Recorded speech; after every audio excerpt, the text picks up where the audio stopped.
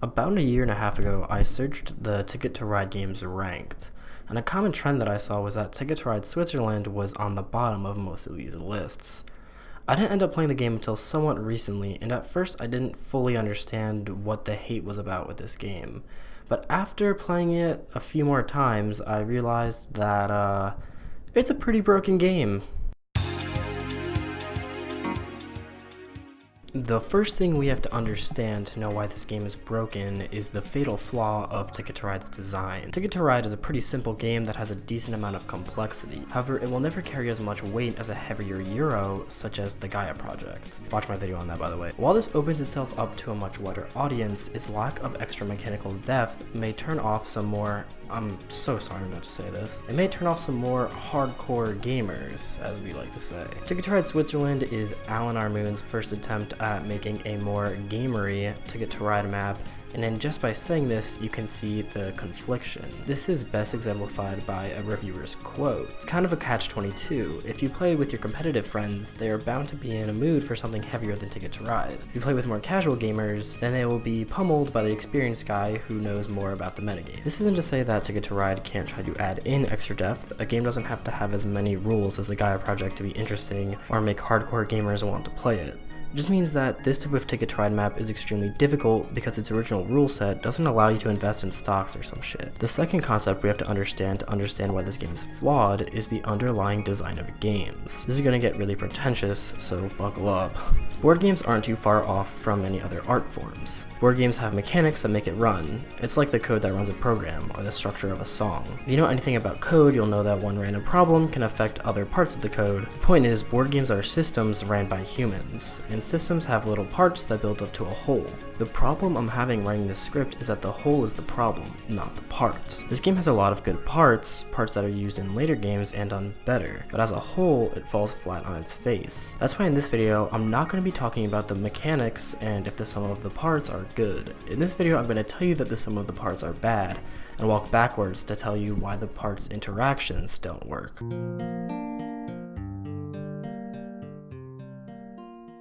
The best place to start with this game is the board, because from there, everything else trickles down. First of all, this map and game in general is beautiful. It's the most visually appealing of the games I've reviewed so far, and it just has so many colors, and the characters on the front remind me of Christmas with my family when we used to always get these games. Switzerland is the first 2 to 3 player map, so it is significantly smaller than the other game's maps. The board has what's supposed to be a bunch of choke points, but none of them are too hard to work around. One of the only blocks that I could imagine causes massive damage would be taking something like Brig to Scion or Scion to Martini. There's only one workaround to these, and they can also easily be blocked. However, these routes are tunnels, which will discourage players to attempt to block them. In fact, about half of this board is tunnels, which is just crazy to think. I think Alan got a lot of bad reception on Europe for adding such a luck-based mechanic to the game. So in order to make the high skill map, he basically decided to cover half of the map in the tunnels, and the math just doesn't really check out there for me. Luckily, you can take locomotives as regular cards in this game, but you can only use them for tunnels. This is great sometimes, but sucks for others, and kind of puts the game in a really bad state. This state is what I consider to be actually the worst state a Ticket to Ride game can be in. It's when players are just blindly pulling from the top and card flow is completely dead. I found myself in this state a lot because I wasn't able to use my leftover locomotive cards for regular routes. So if anything, this might actually be worse and add more luck. So sadly, the way the board is structured doesn't really create a more competitive environment. There are a rush for some one-length choke point routes, but because of this rush and many routes being tunnels, players seem to tend to play it safe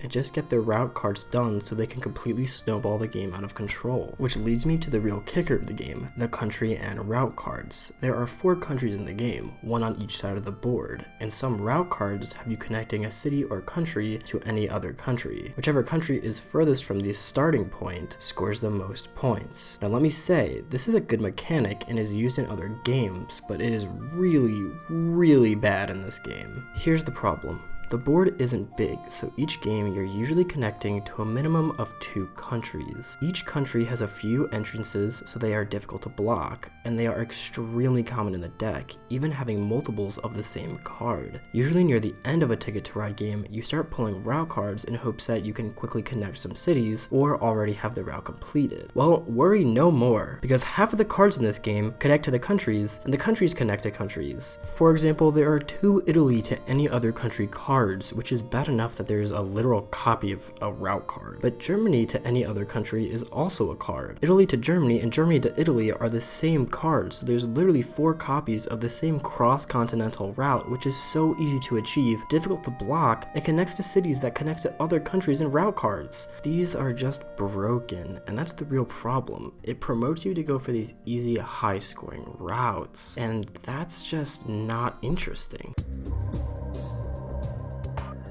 This is usually how a game goes. You get 5 routes to start. People usually keep 4 or 5 because they aren't terribly difficult to connect. One player connects them quickly because they have a line that goes horizontally or vertically quickly across the country. That player starts pulling routes every turn because everything is so close and half the cards involve countries that you're already in. There's no inherent risk in drawing extra route cards because you almost certainly have already completed one of the routes that you are going to draw, and that's the problem.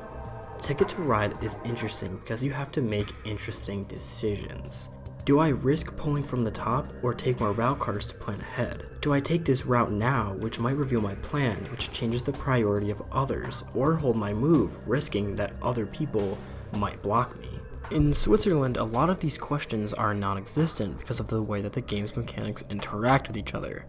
All of the mechanics in this game promote players to go for safe strategies, which mainly revolves around completing country-to-country route cards. But because of the way that the board is set up and how many tunnels there are, people tend to mind their own business. This is the complete opposite of what a more gamery Ticket to Ride should do. I'd like to return back to my example at the start of this video with the Gaia project. The Gaia project, which is basically uncomparable to Ticket to Ride, but whatever, I'm gonna do it anyway, is a very heavy Euro. Players can interact even less than the players can in Ticket to Ride.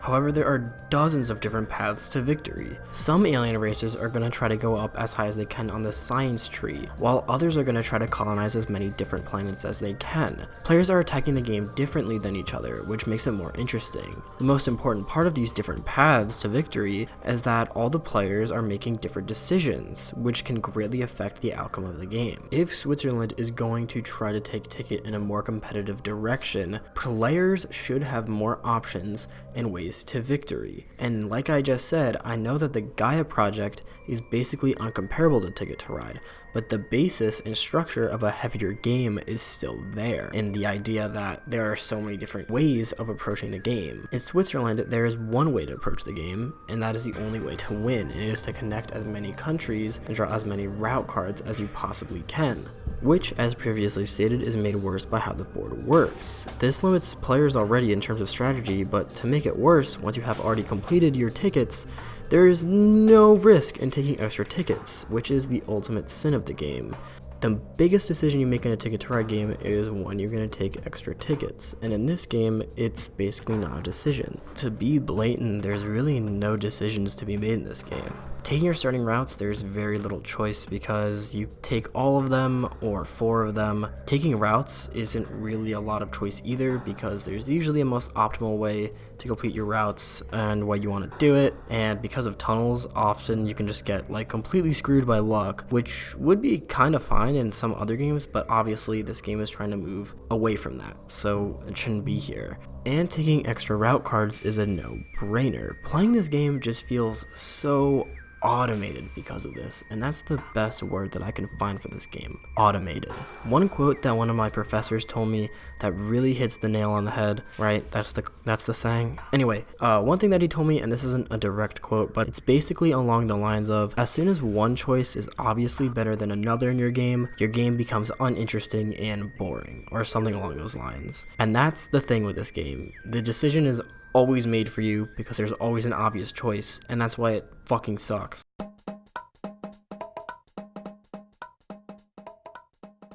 Overall, Switzerland fails at what it sets out to do. Even if you're looking for a more competitive Ticket to Ride, I'd still say America is a better experience than this game. There are other games later in the series that do better with being more competitive, and no, it is not Rails and Sails. Dear God. I'm going to rate this game similarly to how I rated Europe. The first rating is how much I would like to play it on a given day, and the other is as a game. First of all, although I've been giving this game a ton of slack, the Ticket to Ride formula is still here, and it's not like I completely hate this game. I would play most of their Ticket to Rides before I play this one for sure, but the game is still fun to play. Sorry, there's just not a lot to say there.